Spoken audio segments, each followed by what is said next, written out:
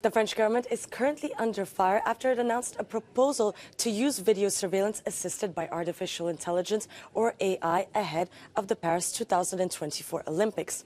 Last week, France's Senate voted overwhelmingly in favor of this bill. And even Sports Minister Amélie Oudéa-Castéra thanked the senators on Twitter for swiftly adopting the text, saying it will promote the best possible organization of the Paris 2024 Games. Now, this legislation includes plans to use AI for the first time ever in France to track and detect any suspicious body language or crowd movements through CCTV cameras and drones, and then alert the police. The AI systems would be used to monitor crowds, but could also be used around stadiums, on streets, and on public transport.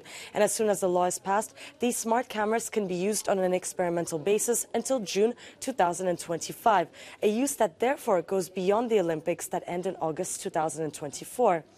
The proposal comes as France seeks to avoid repeating the chaos of last year's Champions League final at the Stade de France. If you remember these images, fans, including children, were tear-gassed, and many supporters said they were mugged and attacked around the stadium.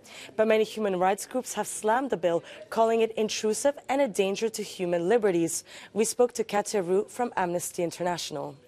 We have a lot of fear that this will be used to target maybe specific groups, and that would infringe the right to privacy, but also the right to freedom of expression and peaceful assembly. And to date, the effectiveness of such technology in fighting crime, in fighting terrorism, hasn't been proved at all.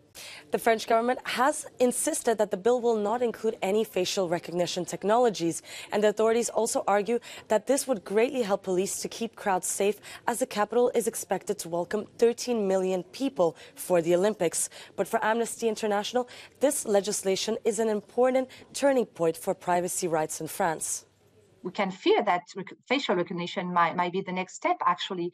We've seen that in other countries. I'm thinking about Russia right now, that during the Football World Cup actually allowed the use of facial recognition. And 3 years after, the authority would use this technology to arrest protesters, peaceful protesters. So there's a risk here. So will this mean that France will be entering a new era of Big Brother?